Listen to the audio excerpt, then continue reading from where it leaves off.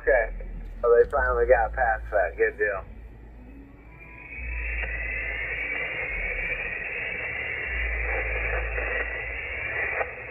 Yeah, that's, wow, my SWR is jumping. I gotta go investigate.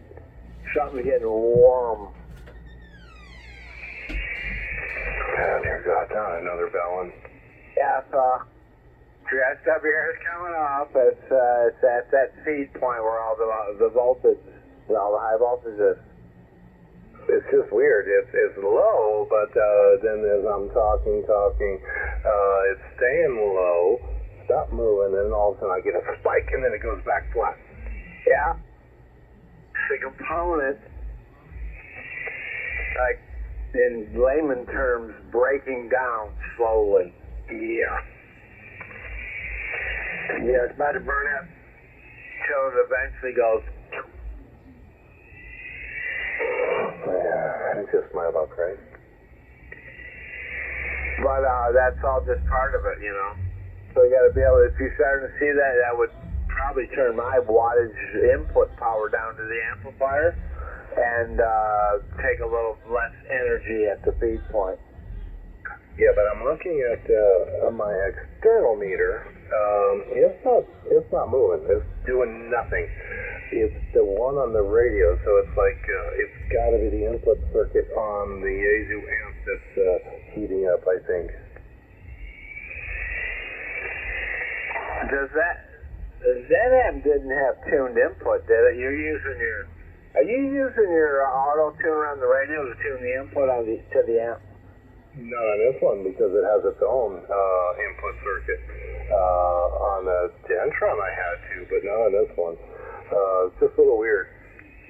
I think I might be losing one of those doorknobs in there.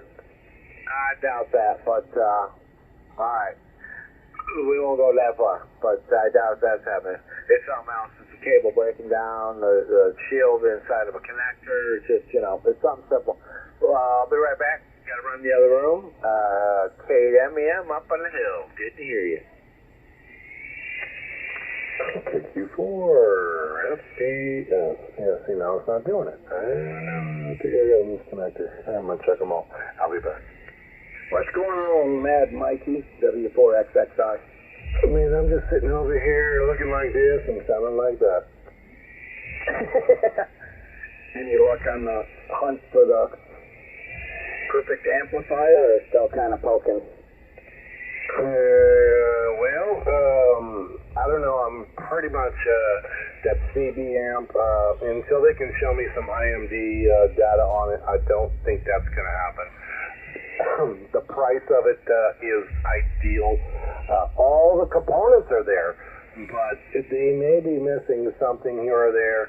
But what they're lacking is showing any IMD. And the one scope he did do on it,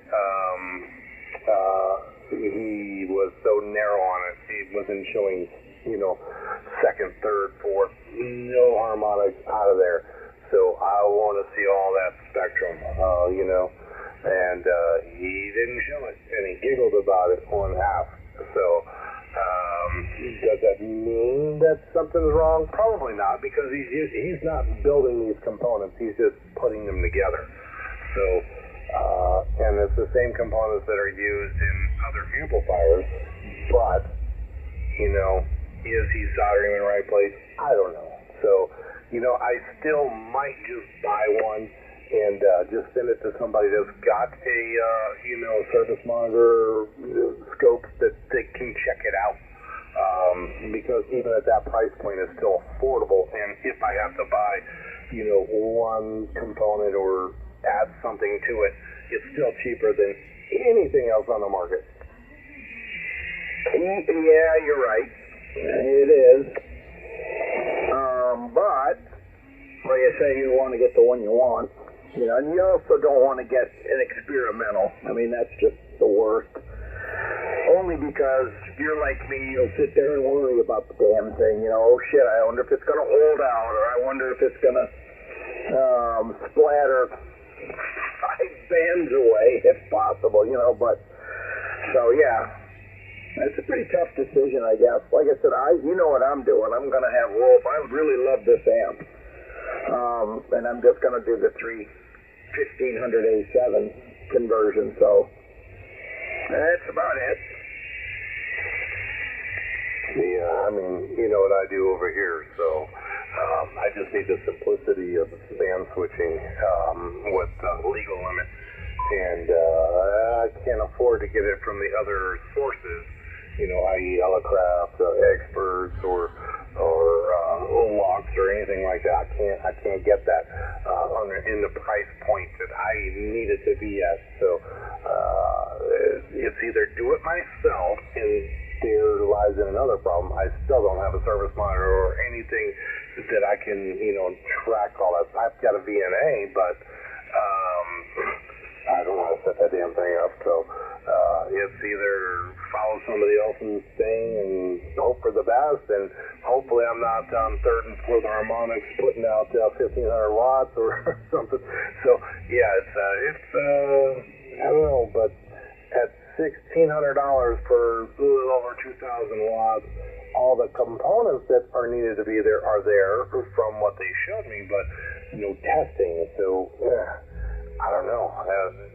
Like I said, it'd be probably worthy of, because, you know, if I did it myself, got a project box, got all the parts, and I'd be right roughly at that price point anyway. Hello, appliance operator. Yeah, I wish I was. Well, my cue to that, I mean, it would be, so that amp apparently follows you around the band, which is a good thing. And question two, have you read, or is there any posted reviews on anybody that has bought that thing, you know, that seems believable? Nope. I heard one person on an old MissNet on 40-meter band who leaned me towards it. And I was like, all right. And he was relevantly using one. So it sounded loud. It sounded good. So I went, and that's when I started looking into it. I did not know that, you know, Jerry and Cliff had already looked into it months prior. And they said, oh, it's an empty box. They're missing all these parts. So I'm like, yeah, well, those were the other ones. I don't know. I know the pictures that the guy that puts them together in Indonesia sent me had all the parts in it, but do they work? Were they installed properly? I don't know.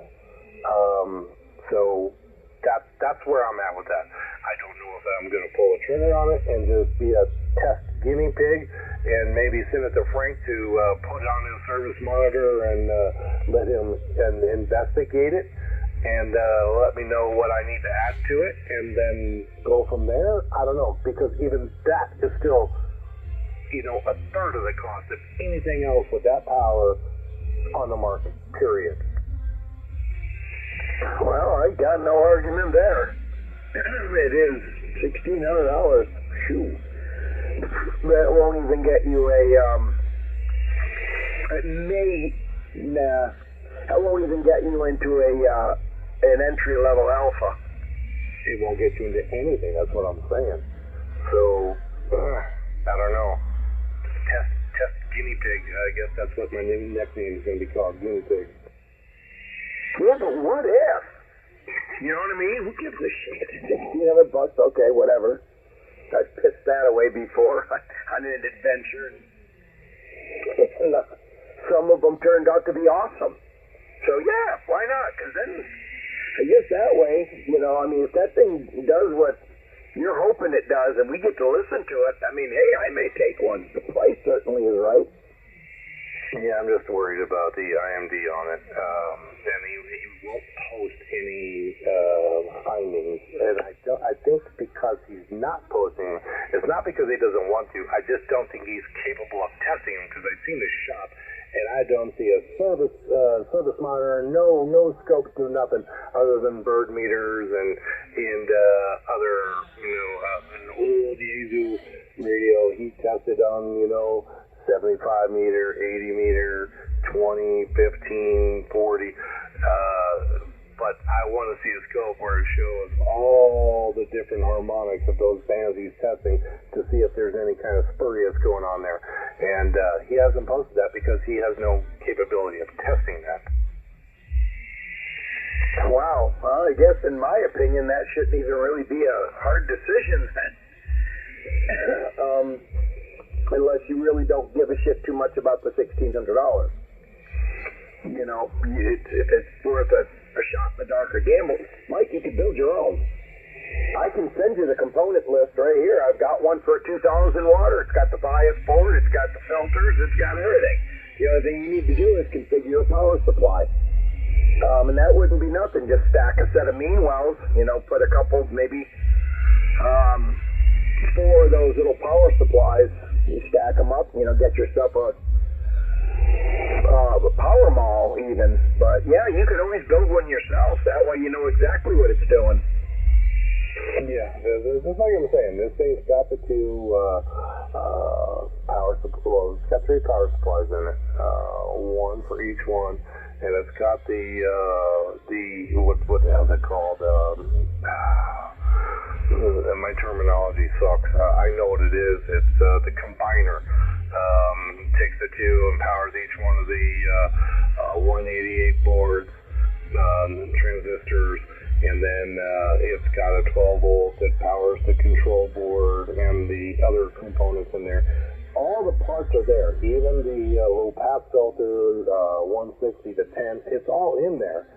But is it done right? I don't know. I mean, it looks like all DX World components in there is what it looks like to me.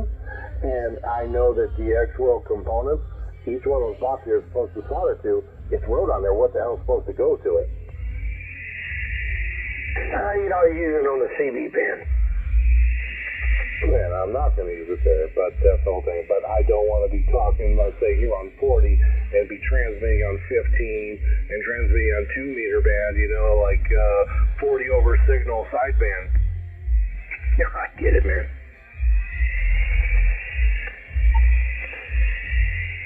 Which would be greatly illegal. But that's all right. I've never done anything illegal anyway.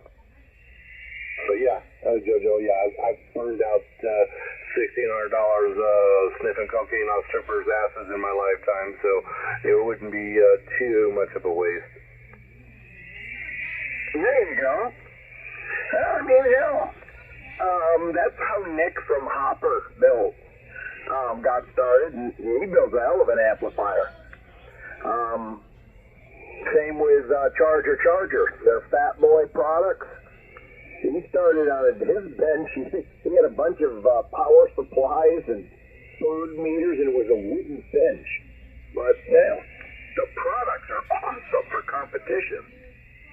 Now, what I did see with this amplifier is he has no copper plate underneath the boards on the devices. So he's got them mounted directly to a aluminum heat sinks individually for each board. So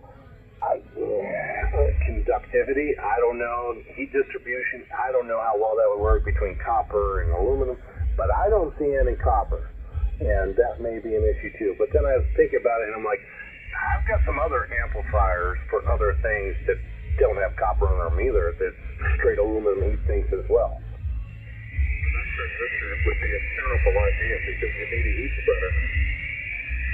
Yep, exactly. Now, I'm not talking about LD MOS. I'm talking about MOSFETs that I had were straight to aluminum.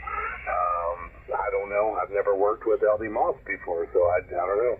I would definitely, if I do pull the trigger, Frank, I will definitely, before I even put it on the air, I will ship it or hand it right off to you, and you can put it on a surface monitor, check it out, and you tell me what it needs, and then we can go from there. I think that's a good idea because all the components are there, so visual, they're there that need to be there. I'll bring the surface monitor over to you. Or that too. Anyway, I'm going to go have a smoke. I talk too much. Yeah. Think I'll join you. I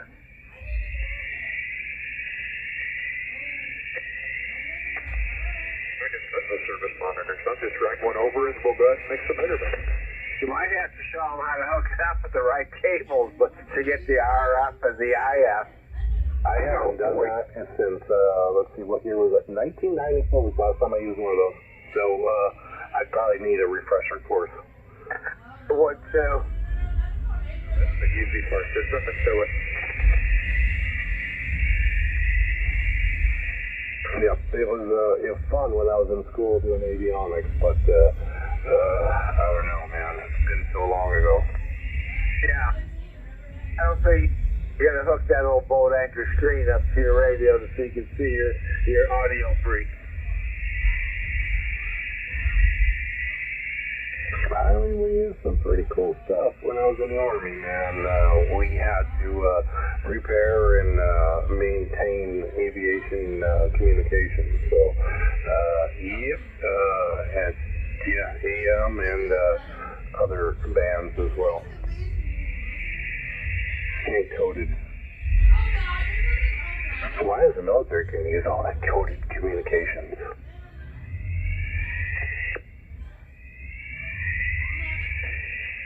So, Mark, did Dave exaggerate about my antenna? I can barely hear Frank over that Drambler.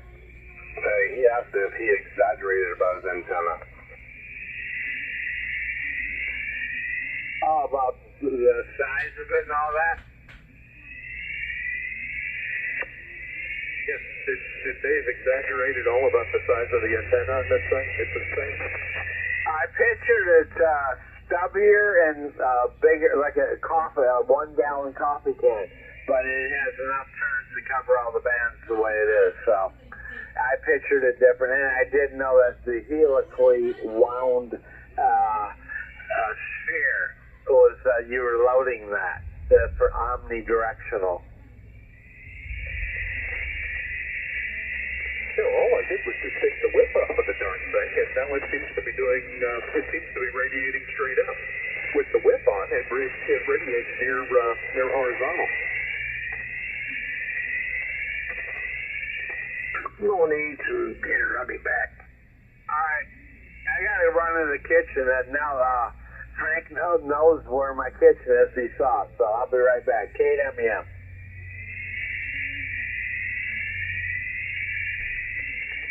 Hey guys. KG4VT, I'm out. Thanks. Guys are just in time for the red alert siren going off.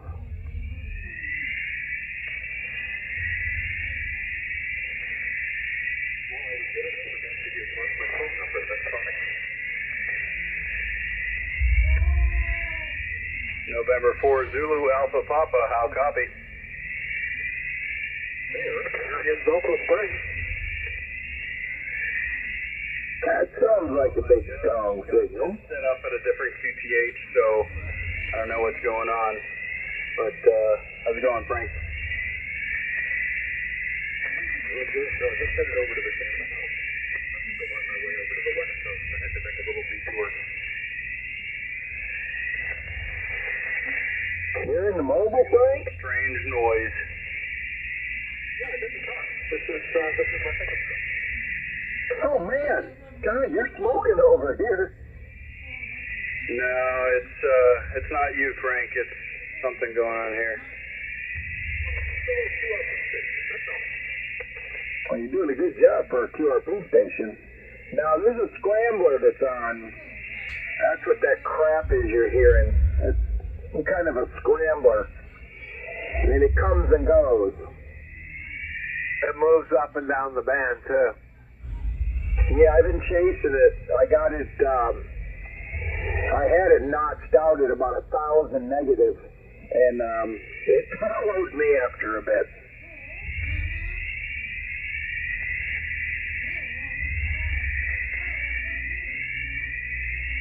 I mean, we could easily move off 2 kHz, but that's what they want us to do, so I'm not going to do that. Oh, it's somebody then. And you may know. Alright.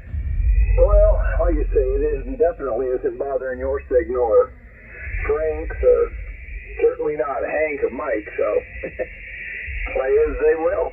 Yeah, we're all good. Let them burn that stuff up, but it's all good here. Hey, Mark, it's Zap Radio, Eric. What's the difference here?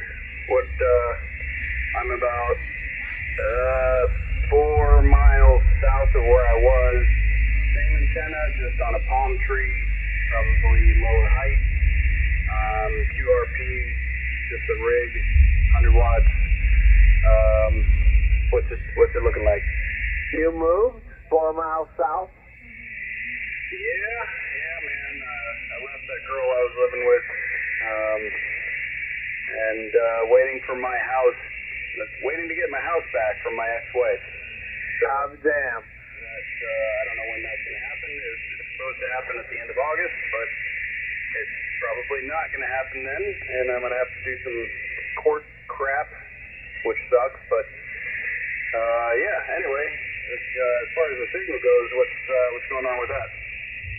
Actually, you're as loud as the station from 4 miles to the north.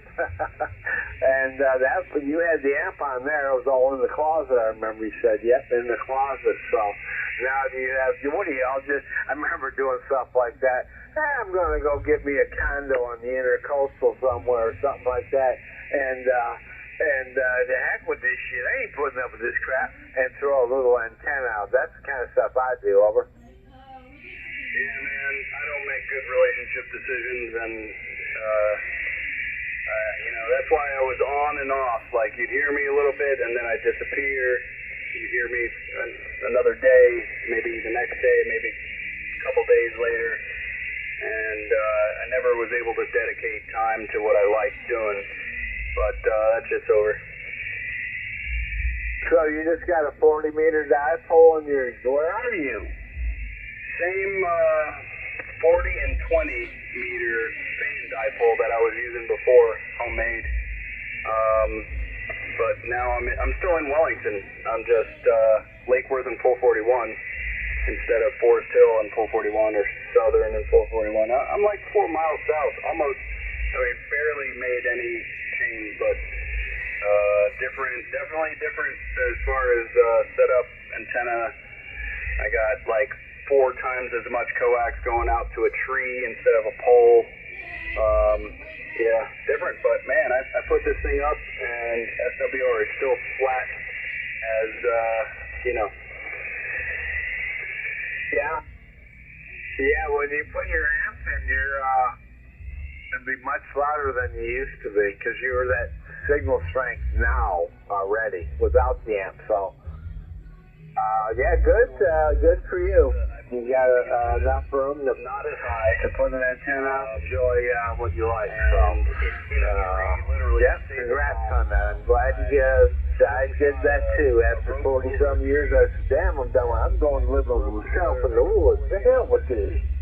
Literally like pulling this rope, it's paracord over the branches, dragging over the branches to pull the same antenna up, but it's like right in the middle of all the pon-pons, and got the ends strung up to other trees, but you got to do what you got to do. Yeah, cool. I don't have 220 here, that's why the amp's not on, but I'll either rewire it for 120 and have the lights dimming, or I'll run some 220 through the attic.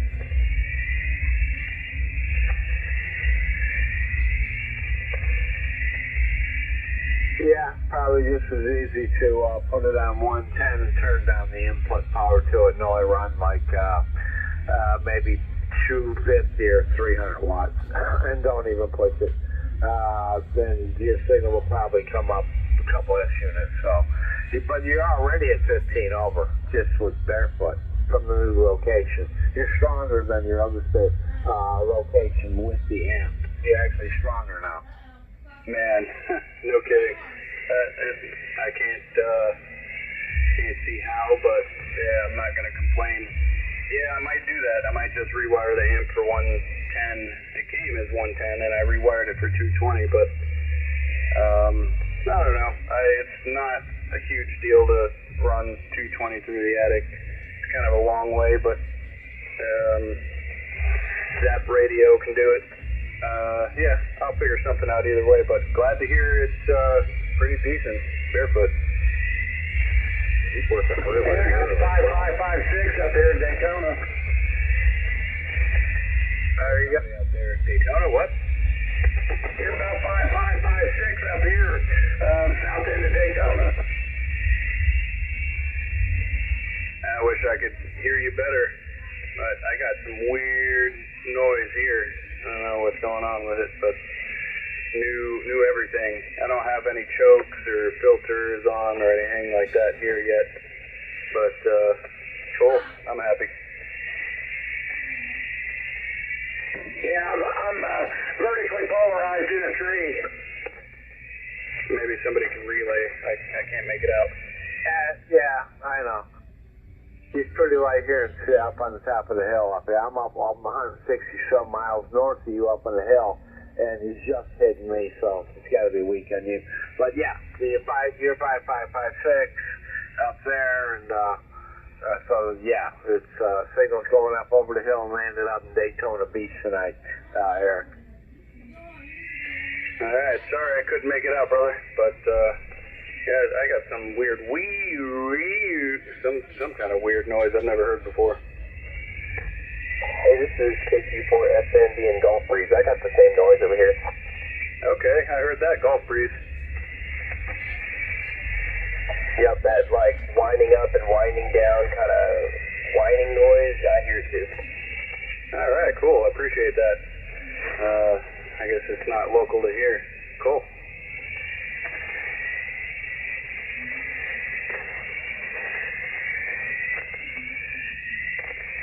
Cell phone scrambling overseas, and it's for the war, so that nobody can communicate. So that's all. It's much louder, and it's got their meters pegged out over there. Hey, what's Mike up to? He been around? Oh yeah, always. He's in here. Probably listening.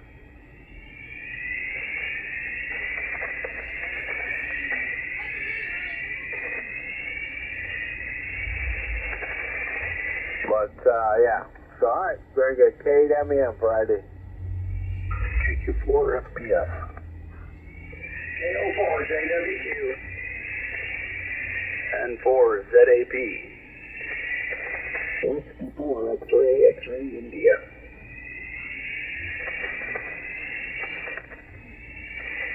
Look at all of us staying legal. That's it. There's a bunch of 15 to 20 overs in there. And I'm only running 500 watts. Yeah. Oh, yeah. Just over a kilowatt. Did you end up keeping your Yaesu? Yes, sir. Good boy. That's a nice amplifier, and it sounds so good. Yeah, it's all about the tuned input. Yeah, the sale is falling, fell through, well, I assume by Monday it'll fall through. He said he's having difficulty raising the funds, and he'll get back with me by the end of the weekend. Is this Thunder, Kyle? No. The sale of my Dentron Clipperton L. The guy wants it, but he can't come up with all the money right now. I have to wait until Monday, and he'll let me know either way. So, generally speaking, I'm not fresh off the turnip cart, so I know that means probably he doesn't have the money. No, it was just testing the waters to see if you'd come down and say, well, would you take it for 150 less? That's exactly what he was doing. It's just testing the water. What are you selling it for, Mike? 900, because it's completely rebuilt. I'm looking now. I found a bias board. Not a bias board. What the hell they call that thing? An input board, tuned input, that they put in the competition models of it. finding schematics to build one, or I'm looking to purchase one to put in there. And that will get rid of a lot of people's fears, because that's why they don't like them. They don't understand the whole concept of the newer radios, built-in tuners can get rid of that. But I got an argument with the guy last, whatever day I posted it. He's like, you're wrong. And I'm like, and how much experience do you have in new radios? So it got to the point where I was like, you know what, F you. Yeah, not arguing with some stranger over an ad I have posted. Exactly. He's like, well, you're wrong. You won't get rid of it. It's still going to throw a mismatch at the antenna. I'm like, if my antenna is resonant and what my antenna sees coming out of the amplifier is resonant, the only mismatch is the input from the radio to it, then I hit auto-tune. It takes care of that mismatch. Nothing changes on the outboard power and SWR meter on the other side of the amplifier except the wattage comes up. SWR still stays the same. Yeah. No, you're wrong. It doesn't do that. It's impossible. And I'm like, okay, I'm done talking to you. Right. Because he was saying the auto tuner in the radio and the mismatch on the amp isn't stable and it fluctuates and causes RF. No, it's stable. Everything was good, but whatever. It's all good. I don't even care at that point. So I know it worked for me. So to each his own, I guess. What's that input out, Mike? The Dentron, it'll cruise along at a kilowatt, 1100 watts all night long. It peaks about 1250, 1300. That's the one with 572s? 4 572s. It rock and rolls, man. There's no doubt about it. And it goes everywhere. I have a different RF plate choke, so it'll go 10 to 160, work bands, everything. And, most amps, they tune different here or there. This thing is consistent. I can tune it 1,000 watts all across that whole spectrum. Very nice. All right. So, we'll see what happens Monday. I certainly would take it as a grain of salt, sure, in that contact for that ad. Nope, I wouldn't either. But it's all good. I think he read that and he's like, oh, I don't want to do that. Whatever. I have no time for it. I mean, everybody says, well, you got to put a tuner in between the radio and the amplifier. I'm like, the fuck is the difference? Seriously, the radio has never mind. I know. We won't go there. I was going to make a comment myself. Now this is World Wide Web. I just keep it to myself. Exactly. So, yeah, you and I know we're on the same page. Yeah. You had posted it it says 50 seconds, and I came in and you see. And that was an alert that you posted. It's like, yeah, can you can't be damn. You found me. So that was hilarious. Funny.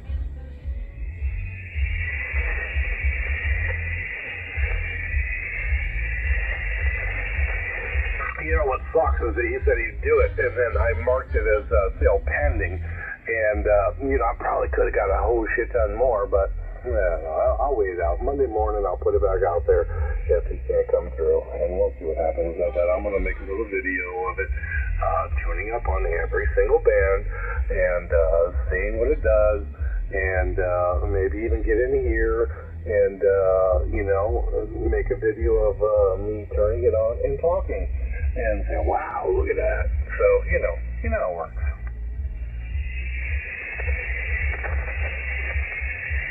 It seems that everybody's doing the video thing nowadays. Seems like a pretty good deal.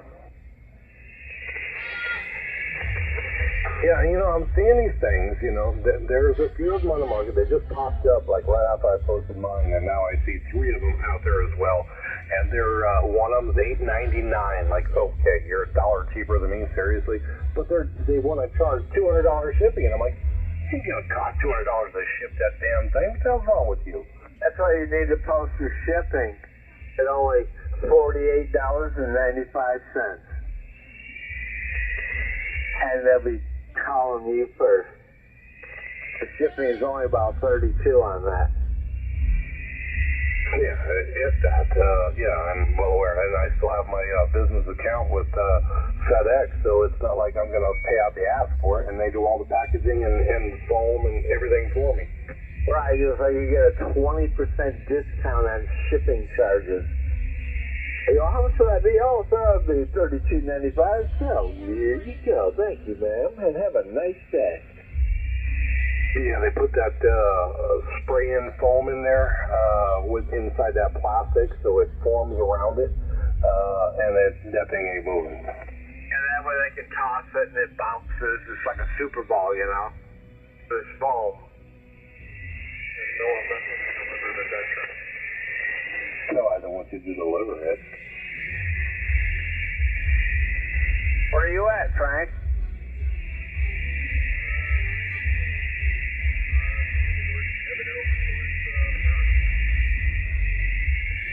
Oh, you're so close now. On Route 62? Near Parish. That is right at like the southern end of Tampa Bay. Something. I never heard 62. I heard 64, but not 2. I didn't know there was a 2. Yeah, it runs between Route 17 and it runs all the way to, roughly 5, Ellis, that area, out west. We're going up through the back roads. You're sneaking around everything. I know where you're going. I know every back road in Florida. Yeah, that was the way we used to sneak around over there in Almasassa Springs, and there was all these little back roads that went around. There was hills with satellite big dishes up there, and you know, when I was a kid, what we used to do, when I first got my driver's license, was drive around the world in my 72 Pontiac Le Mans, we used to go across the Skyway and come back around through that area and go all the way up through there and come back around. And we wouldn't even go through downtown Tampa. We'd go around it and then come back up and come back across by Gun Highway up in that area by Tampa Bay Downs and then come back down through that way. It was a fun trip back in the day when, you first get your license and everything is cool, man. You just, explore. it's like you're riding in a go-kart, the first time. And my car didn't have air conditioning. It was summertime, windows down, the rumble of that 350 V8. It was nice. Yeah, there's no such thing as air conditioning. Oh, boy. Not in the 1972 Pontiac Le Mans. No. So, that was fun of it, was going exploring. Oh, yeah, it was a lot of fun. We used to do that, and then, the next weekend we take the other friend's car, and I think the crampest situation we had was, those Mustang 2s, the little shitbox Mustangs. You remember those? What was it, 1974 or 75 Mustang 2s? He had a Mustang 2 Cobra, and he had that little bitty, that 289 motor in it, a little tiny little thing. It was a piece of crap it was, but it looked cool. It was white with the blue stripes and had pony wheels on it, and a hood scoop. It was pretty cool, but man, when you put four, pretty big football players in it in high school, and you just start driving around, I was like, this thing is let me out, man. I gotta get out. We had to keep rotating people from the passenger seat, shotgun, all the way around, because my legs were getting cramped.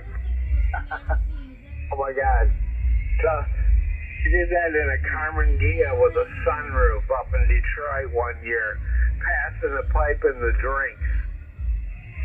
Yeah, we had, one time we were down in the projects of St. Pete. I don't know why we wound up there, but the dude's car had a crack in his starter solenoid, and we went through a puddle, and it shorted it out, and he shut it off because everybody had to go take a piss, and we were like an old desolate area right in the worst part, Jordan Park in downtown St. Pete, in the project.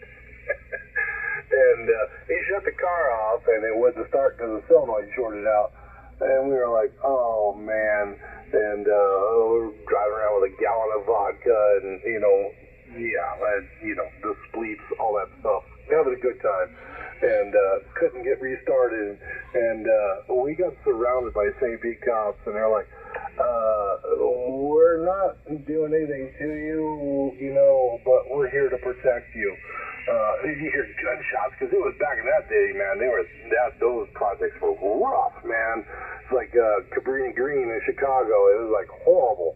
And the only thing, I'm not gonna go there. It might sound racist. Yeah, I hear you. I know how it got down there. So. Pretty much the only thing that was white down there was police cars and 4 kids. Yeah, we ended up leaving out of there. So it got that crazy. Like now, we burned this place up for the last 4.5 years. We're gonna take off and go build boats in Fort Lauderdale for a while. We hung out with a gang, all we did was build boats. The whole crew would move at one time. Those were the good old days. We'd go invade Fort Lauderdale. Like, oh boy, here they come. So you and Dave used to talk for years before you moved down here. Yeah, and just crazy times, but fun, and it was all ready. We had a little HT in our back pocket in case we got too far away. We get a hold of each other on Simplex from a block away or something. It's like, it's just hilarious. Yeah, Dave sent me a video of his antenna listening sites from the FCC. Did he send that to you too? It was like, oh wow, that's crazy. And then I got to thinking last night after I watched that video he sent me. I was like, you look at that Avon Park. You remember Flip Flop Dave sent you the picture of that area up there in Avon Park, that bombing range, and you see that big, looks like a crop circle. I just wonder if it's one of those Niedermeyer or whatever the hell those antennas are out there, because it's in the same shape and it's got the same crop circle look, and it's got that center building and a little thing, and then a bunch of posts all the way around it that look like they're now covered in shipping containers. I think that might be one of those FCC sites too, because it's active and that's federal property. Oh yeah, definitely federal property. And of course, if you went to fly your drone, you mistakenly took a quick trip up there, 2,500 feet went over, you'd probably not make it back, but it'd be fun to play with that, Yeah, I think that's probably it. I think they got them covered up where they're using those shipping containers instead of masks. I think they're using those. Oh. So, yeah, I can see that. Oh boy. Yeah, well, look at the picture. This morning when I woke up, I was like, yeah, I got to do it. I had to do it. And I went back and I looked at the Google Earth, and I looked at that whole site again. I've seen that big circle, and then I see all the other lines going around and around and around and around and around and around. And I look each one of those sequential spots that there is one of those shipping containers, and then there's the building right dead center, and then there's a little thing off of one end. And it looks like it's on a cement pad that can turn. And I'm thinking, that's one of those FCC listening sites. It's gotta be. So, yep, thanks, Dave, for turning me on to that. Now I know too much, and I'm gonna get shut down. And now, that is the end of the story. And now you know the rest of the story. Yeah. God, that I love that guy. But anyway, yeah, you're right. Yeah, I as soon as he sent that to me and I seen that shape, that's exactly what came to my mind. What other Dave was talking about with that site up there. And I was like, I wonder. And then I did the compare and contrast, and I'm like, I'll be damned. We got one right here in Florida. And also, and I can see that happening because, you know, back in the 60s, 70s, 80s, communist Cuba, they were keeping an eye on them. it also makes itself an easy point that you hit from satellite to cause a problem there. It's somewhere easy to zero in on.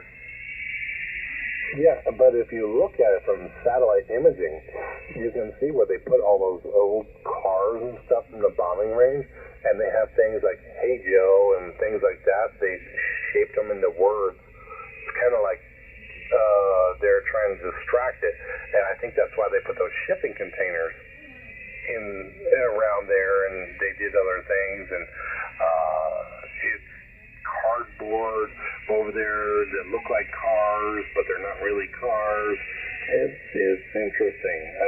They're trying to mask it jokingly, you know what I'm saying? When you look at it on Google Earth and you zoom in on it, it's like, well, they got words in there and they're making fun of it. So, I don't know. I think it's still an active listening site.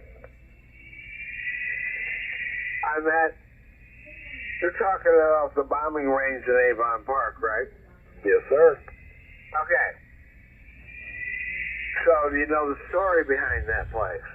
Well, there's that one, and there's another one up there in Ocala. Avon Park, I'm well aware of that one. I've been all over that one.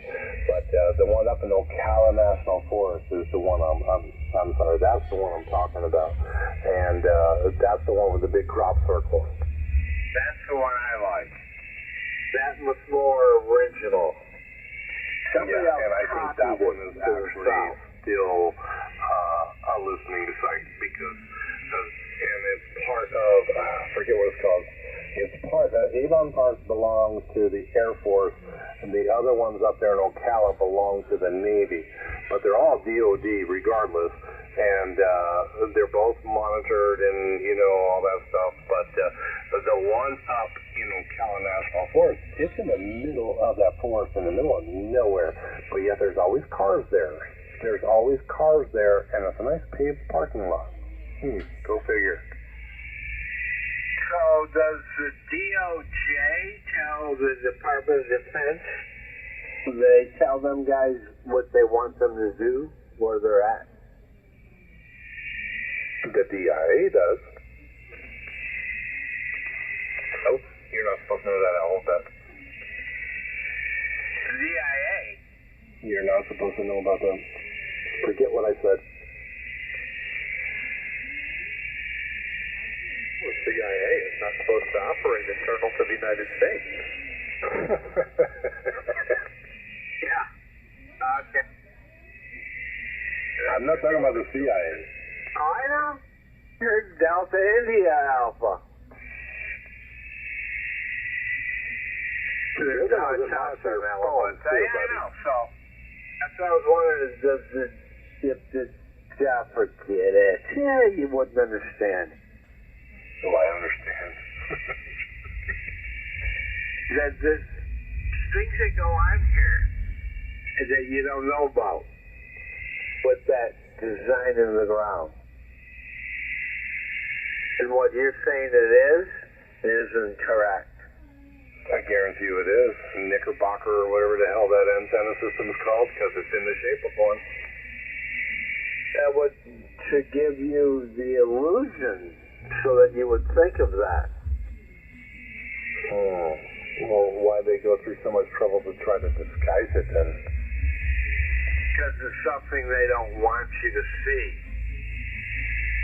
So they want you to think of something else whenever you look at it. And that's why they put those cardboard things on there that says Peter Joe's or whatever the hell it says on it. Yeah. Distractions. Now, do you notice that? Distractions. looking from satellite view. But to put your mind into its own, not looking at it, you know what I mean? You have to look at it openly without those distractions there, and then what is it? I think it actually says "Hi, Fred" or something like that.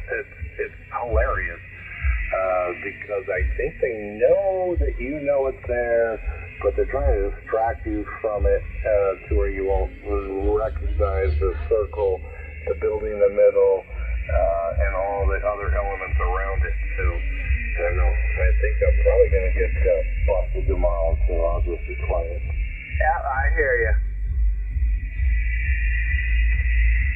So, yeah, good deal. Still nice 20 over signal tonight. And Madeira Beach is smoking. I wonder what happened with Tom up. Is he on the road coming back tonight? Did you hear much? I didn't hear him. I heard him last night, but everybody kept talking over him. And I guess he got a little angry. He said whatever. I think he's on his way back this weekend. I'm not sure because everybody was talking over him. But I did hear him pretty strongly at one point. But yeah, that situation, antenna situation, he instead of going vertical, he kept it horizontal. But you know, it is what it is. I think his signal was bouncing off trees and coming more of a lobe towards me than anybody else, and it enabled me to hear him better. But I don't know. Yeah, down off that. You picture his altitude and the curvature of the land below him going back down towards Florida. And he was just like a direct path into Tampa, St. Pete from that area. Yeah, that's what it looked like, and I think that's why I was hearing him so good, and he was hearing me so good. But yeah, but when you get somebody else keying up that's 20, 30 over, it's like, yeah, well, so much more talk to him tonight. Yeah. So yeah, there you go. So, but I didn't know if you knew it was itinerary or not. When the arrival and departure were. The longest he ever got down by me was about S3. That was right at Gray Line. Yeah, last night he got to almost an S8. Well, he's right, the 7, 8 area. But yeah, that was the time everybody was in there and talking, and I was like, yeah, well, that ain't gonna work. I kept trying to tell everybody he was in there, but they just didn't heed to it, I guess. I don't know. I'm far, I guess I belong here because I am so far beyond trying to say, hey, shut up and let them do that, because my experience here is whatever happens, happens. And I think I'm guilty of that from time to time. Oh yeah, we all are. That's why they call it the 20 over. You never know if you're going to actually make it there.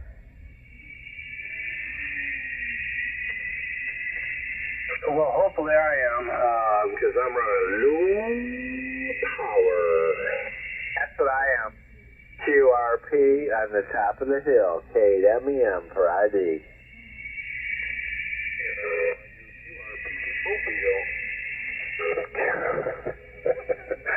KQ for FPS. QRP bad page. QRP. Yeah. Just weenie P. Weenie P? Okay, half QRP. Yeah, sure. Some kind of QRO, but not much.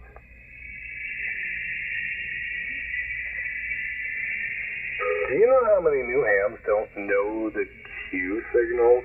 Isn't that kind of funny? I mean, technically on voice you don't really need it. It was designed for CW to shorten like a shorthand.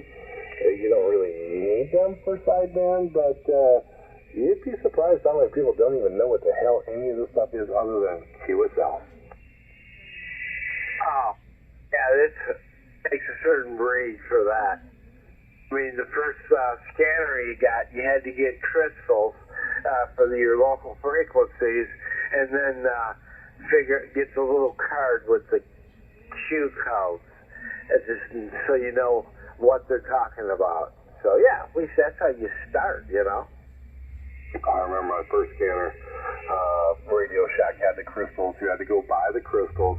I mean, they weren't expensive. I remember being a kid buying them, and I'm like, oh, I want to listen to this frequency. I want to listen to that frequency. And they're like, hey, well, we got this one that covers more than just this frequency. You can get multiple frequencies out of this crystal. Why don't you get that one? And I'm like, well, that one costs more. And they're like, well, it's either that or you get 3 or 4 crystals. I'm like, well, the radio only holds 4. All right. So, you're only looking, actually, I used to only look for like one particular frequency and try to go there if you get that crystal. But that was all just, trying to figure it out, So yeah, it's like the first police frequency that I got was St. Pete Police, and I think they were 155 or 157, something like that, somewhere right up in the 2-meter area.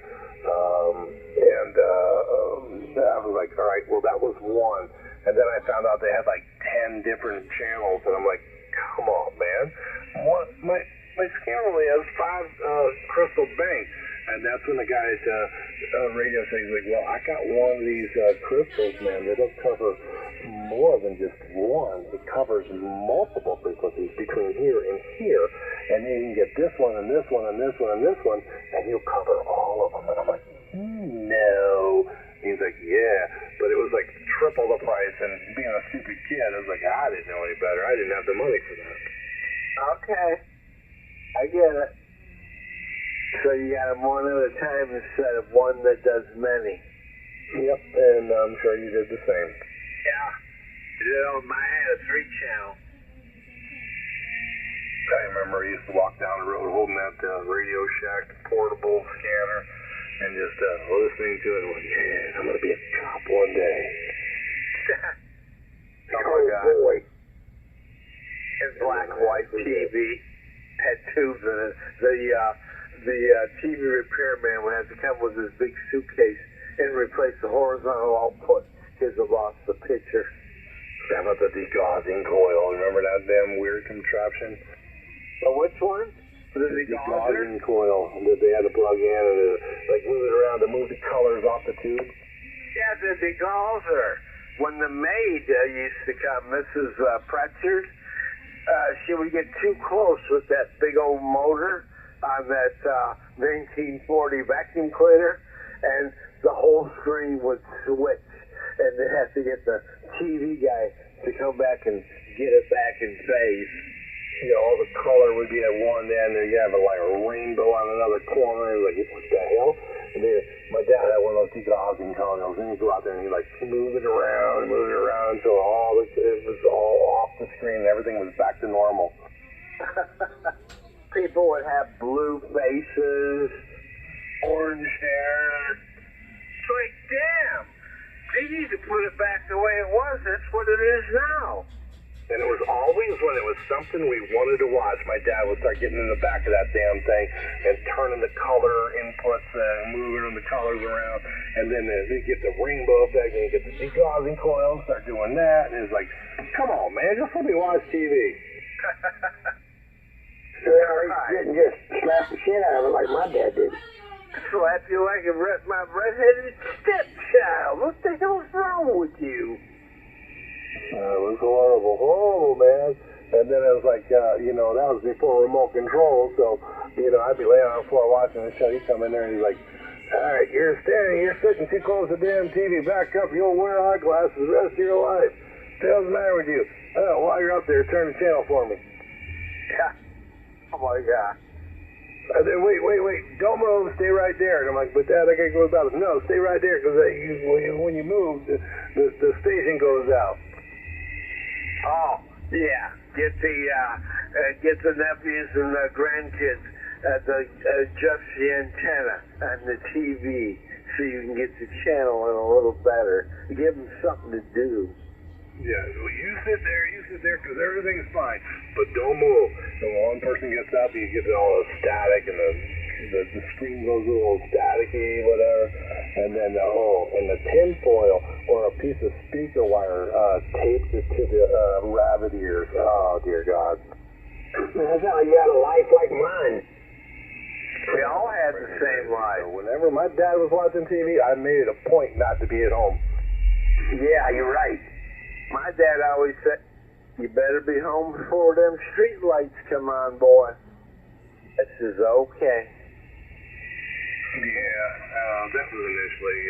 Later on, when I was like 15, 16, if I wasn't home by 11 o'clock, he locked the door.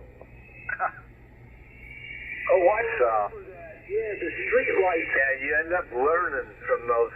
But otherwise, it was loading everybody up with 7 kids in the station wagon with mom and dad, going up north for the whole summer to hang out at the cottage up on the lake. Yeah, Dad smoking his Winston's, Mom smoking cool, windows up because it was cold, and he had to lay on the floorboard to get out of that smoke. All our luggage was strapped to the rack on top of the green station wagon. So, yeah, that looks like the Beverly. I said, now we know why they made that series.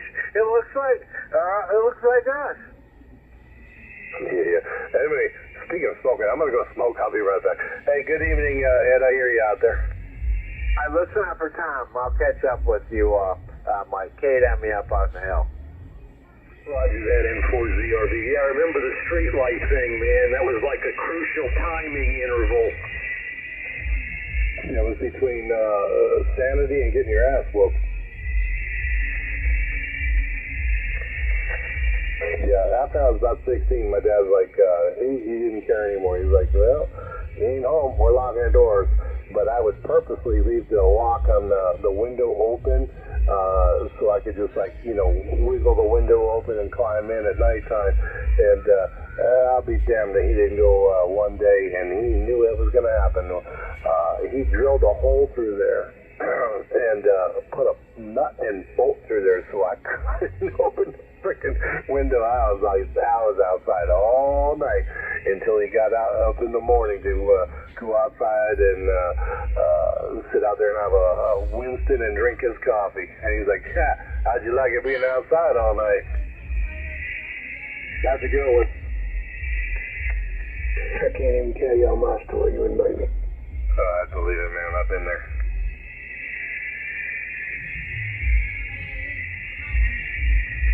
How you doing over there, Ed? Hey, man, nothing much. Just working on an amp. I'm trying to get the chimney off of a 20,000-watt triode that's stuck on there.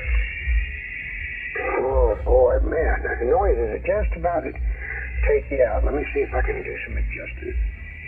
Sit on that thing. Noises to it. Contour at the high end of the IF to knock it out. That'll work. What do you say? Something high end of the contour. It should knock it out. The contour and or the notch filter.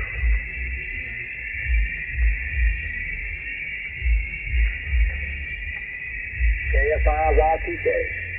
Try that. Can you hear me now? Yeah. Can you hear me now? Yeah, but man, when I notch it, it just kind of changes the sound. Everybody sounds different. Yeah, it affects the fidelity a little. I'm gonna jump out anyway. I'll be listening. N4ZRV.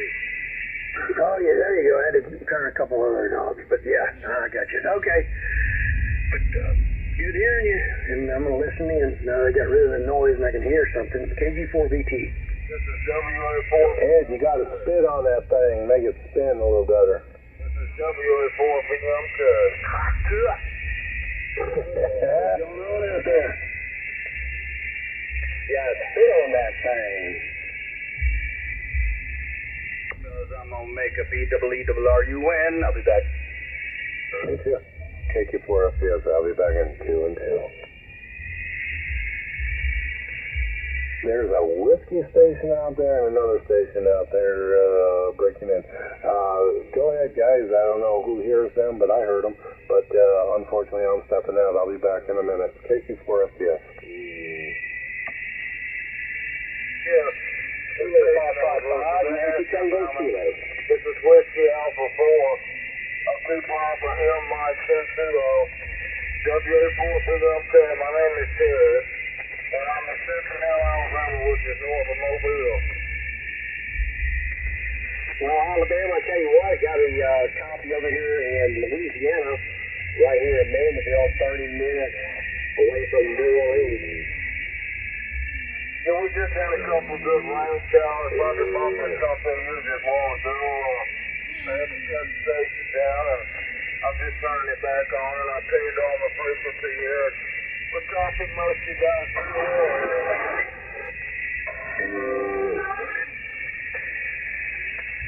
Yeah, I copied that. I got somebody tuned it up. That happens a lot nowadays. Yeah, it's special on this frequency, I noticed. You know, a lot of people out there want to tune. But coming in here good and strong tonight, no problems at all. No problems at all. Yeah, okay, thank you very much. I'm copying you about almost 5 lines. Here's 8 S line at the moment. That's okay. Just a bare clear radio, coming to an inverted V, about 40 feet in the air. Well, it's doing a good job for you. I want to step on the side, see if somebody else wants to make contact with you, or if somebody else wants to chime in. Just KFI Y2K, Bobby down here in Louisiana.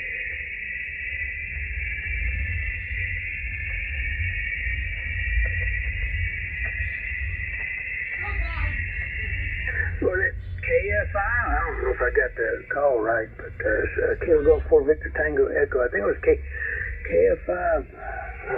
I didn't get the rest of it. Well, you got half of it. KFI Y2K, Bobby down here. Oh, Y2K. KFI Y2. Did I get that right? Kilo Foxtrot 5, Yankee Tango Kilo. But they nicknamed you Y2K. But yeah, KFI Y2K.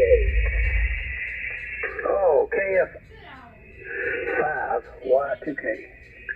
Yeah, name here is Hank, Hotel Alpha November Kilo. I'm on the Gulf Coast in Spring Hill, Florida. And you're coming in good, but I had to knock out the noise, and it makes everybody sound real bassy, so it's hard. I mean, I can hear better, but man, it just changes everything. Yeah, you for sure does change everything. I noticed that it's not as noisy out there tonight. It's got more of a hollow sound. Yeah, hello, Hank. Hello, who's that? This is Jerry up here. I'm just calling us out of Mobile, Alabama. I hollered a couple days ago. You're down there pretty close to Tampa. Oh, yeah, I'm about, 25 miles, I guess, northeast of Tampa. Some good coffee on you tonight. Yeah, it's working. Man, I wouldn't be able to hear anything. I couldn't hear anything until I, shifted a little bit. I'm shifting a little bit in the signal. Okay, the man's fading. No, I turned the shift on the radio because of the noise. I had, there's an annoying noise in there. Oh, okay, all right. But yeah, you guys are, sounding good. It's just it's on my end as far as receiving. But at least I got the noise out of there where I can hear you. Yeah, you're pretty good piece down up below me. Let's see, Tampa from there to Mobile, straight shot, at least 500-600 miles, I believe. Yeah, from Mobile, you're bouncing across the water. All right, guys, you have a good night. Let's check out of here. KFI Y2K. Doctor, you over in Louisiana. All right, man, good hearing you. Sounding good in Spring Hill, Florida. KF5Y2K, KG4VT. I'll be right back. KG4VT, KFI Y2K.